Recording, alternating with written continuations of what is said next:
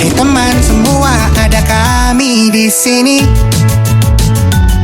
Anak-anak EVOS yang selalu menawan hati.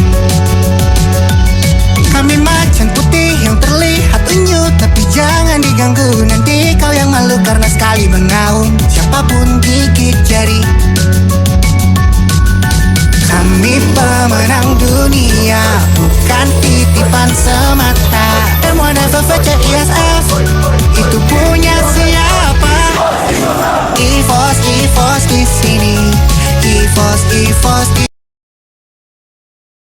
Oke, sebelumnya Pak, Assalamualaikum warahmatullahi wabarakatuh. Waalaikumsalam warahmatullahi wabarakatuh. Perkenalkan, kami dari ADB ingin mewawancarai Bapak yang ya sebagai sosok yang dibilang sukses. Amin amin. Dalam wirausahawan ya. Ya betul. Sekaligus ya menjadi mantan RT ya. Ya betul.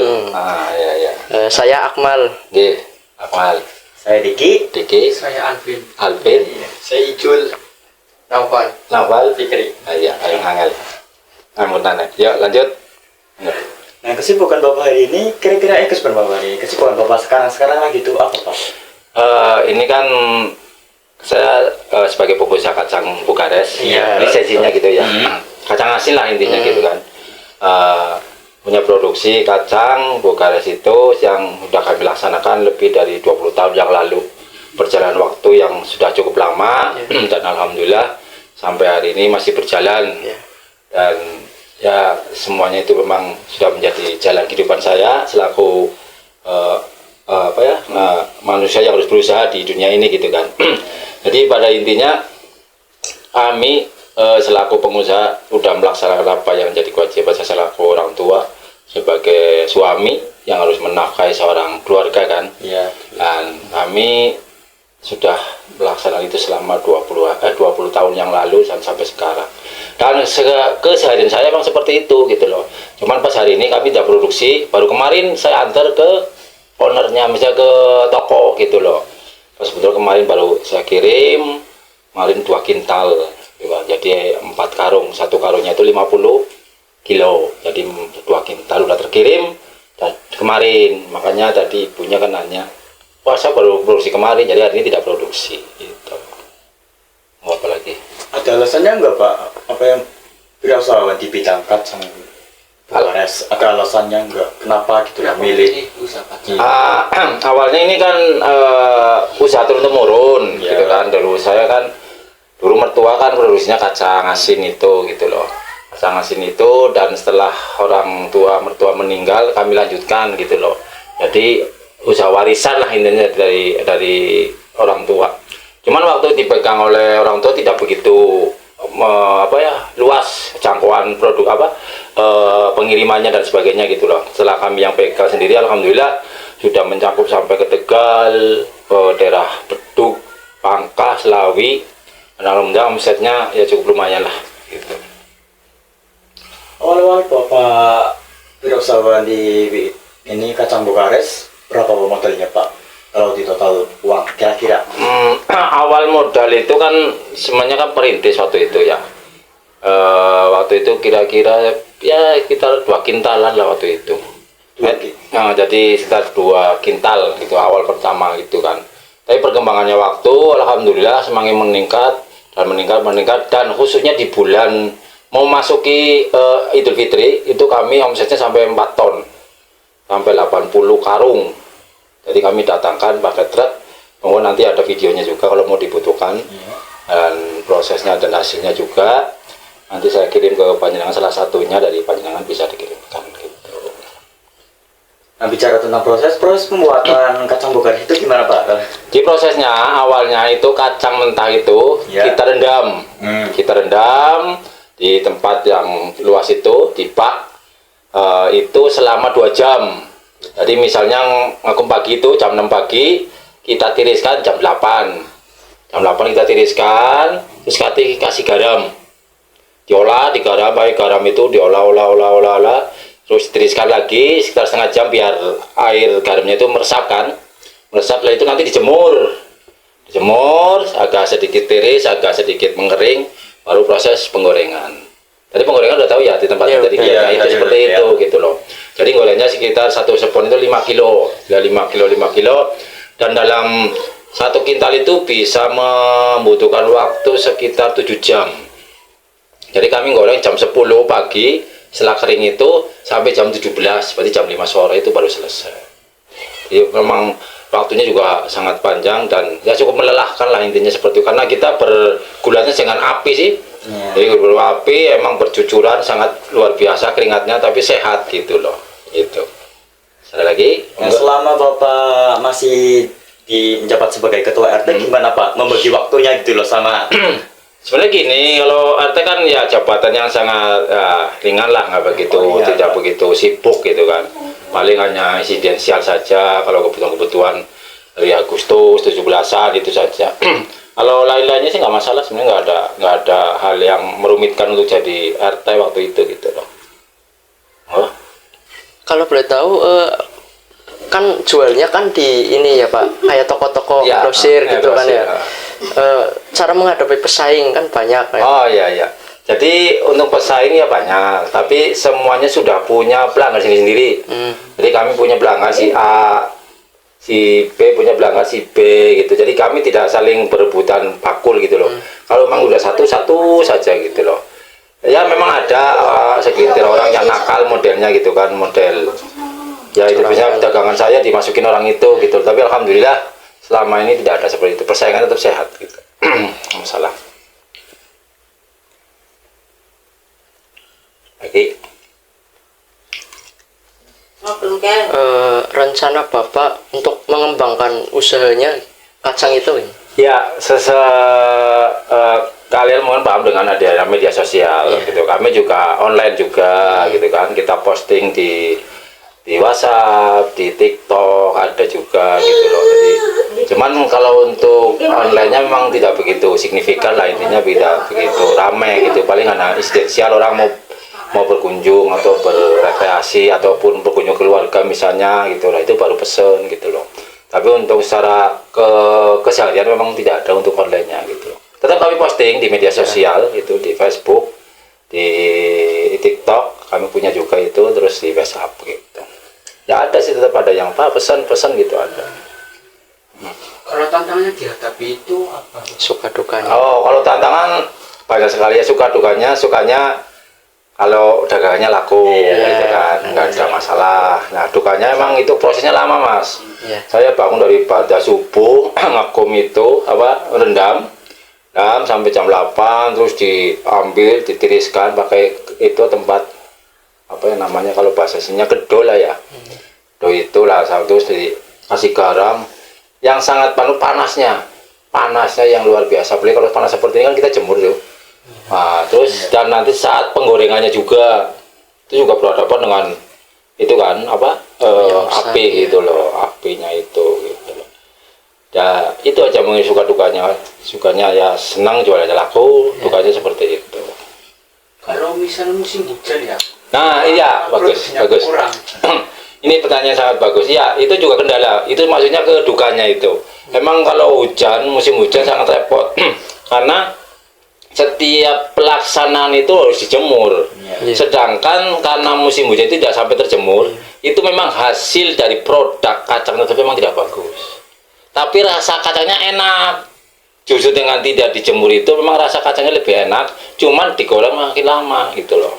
Karena tidak kering itu, cuma di atas itu aja, dicepon aja di kedoi itu, karena tidak sempat digelar gitu lah bahasanya, nggak dijemur itu gitu loh. Memang itu kami di situ, tapi kami punya berencana mau diopel, tapi hasilnya tidak bagus, untuk mengeringkan saja gitu.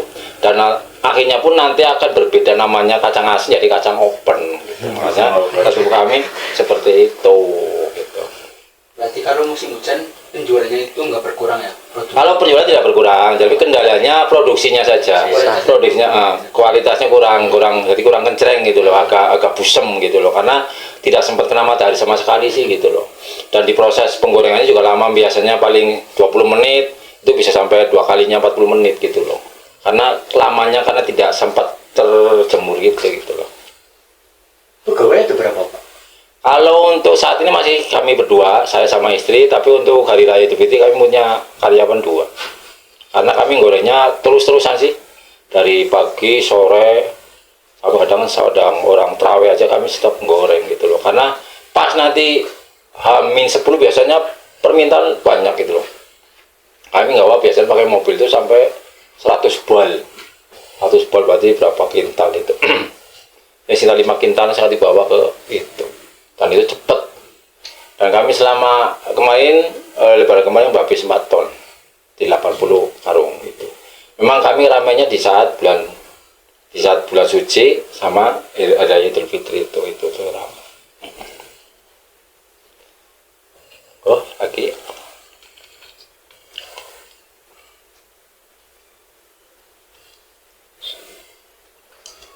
Kalau untuk pengirimannya itu apa cuma ke dalam kota doang? Ya, untuk mengirim saat ini masih di dalam kota Kabupaten Tegal saja, yaitu ke Selawi, Kecamatan Bangka, Kecamatan Pikirikan, dan Tegal.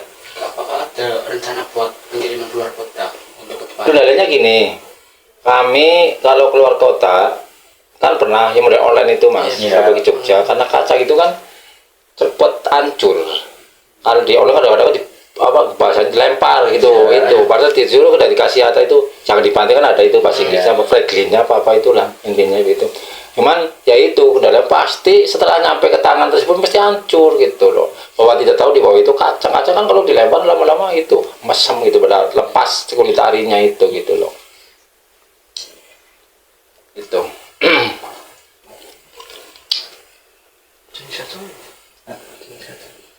Ya. Kalau boleh tahu jenis kacangnya apa? Kacang, ya untuk kacang untuk Indonesia, untuk di Tegal sendiri, untuk kacang lokal itu tidak mampu untuk memenuhi kami untuk berproduksi. Jadi kacang itu kacang impor, ada dari Thailand, Vietnam, India. Itu kami yang dapat kacang itu, kacang Vietnam, kacang India, kacang tadi mana? 3 itu India, Vietnam, Thailand itu.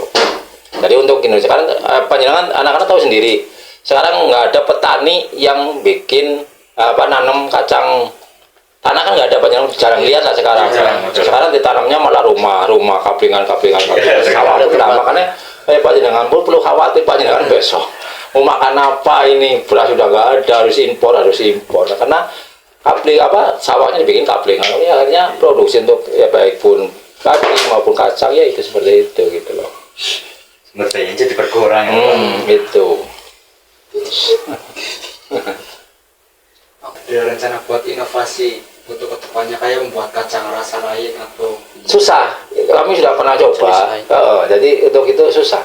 Misalnya durian, rasa coklat itu nggak bisa. Jadi emang original asli, jadi nggak bisa divariasi, nggak bisa gitu loh. Ya pernah ada yang ngomong coba rasa coklat, rasa durian, nggak bisa mas. Karena ini prosesnya memang harus seperti itu. Tambah juga kacang asin sih ya. Kacang asin memang cukup asin, tuh kacang asin manis gitu paling itu. Udah identik sama rasa itu ya. Jadi itu saja. Oke.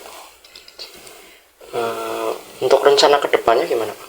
Ya, tetap rencana ke depan mudah-mudahan dengan datanya panjangan juga, mudah-mudahan kacangnya lebih baik, lebih laris manis, dan ya mudah-mudahan lebih baik lagi lah. Ya namanya orang jual beli itu kan seperti itu ya, kadang sepi, kadang ramai. Nah pedagang itu seperti itu. Kalau ramai terus ya bukan perdagangan, pasti ada sepi, ada ramai, ada sepi, ada Apalagi ramai. pesaing. Nah itu gitulah, apalagi kan di sini kan banyak nih, saya berapa orang di sini, ada 10 orang lah yang bikin kacang seperti itu. Pesan-pesan Pak, ini pesan-pesan buat orang yang mau berwirausaha gitu loh. Pesannya apa itu? Ya. Yang baru mau mulai. Iya, jadi yang namanya usaha itu perlu kesabaran. Iya. Itu pasti yang pertama. Yang penting sabar dan mental kuat. Dan yang ketiga itu modal. Itu 3 itu. Sabar, mental, dan modal. Itu benar. Karena semuanya itu ketiganya tersebut berkesinambungan sih ya. Namanya sabar, jualan harus sabar. Kadang awal pertama tidak laku gitu. Makanya mentalnya harus kuat gitu kan.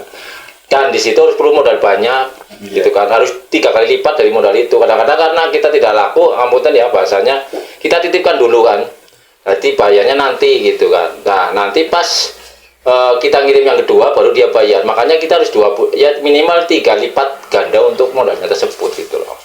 Jadi untuk misalnya 10.000 ya harus 30.000 punya modal seperti itu. Karena untuk yang 10.000 ke depan dititipkan dulu, kita produksi lagi, kita punya modal lagi 10.000 juga seperti itu. Jadi jangan sampai cuma 2. Kalau untuk 2 bolak-balik toh harus punya cadangan modal sendiri lagi gitu. Jadi harus tiga kali lipat modal ini gitu loh. Nah, itu tadi pertama sabar, mental dan modal gitu. Depannya seperti itu. Karena yang namanya mental itu harus benar-benar kuat. Kadang-kadang kita mau berdagang itu malu.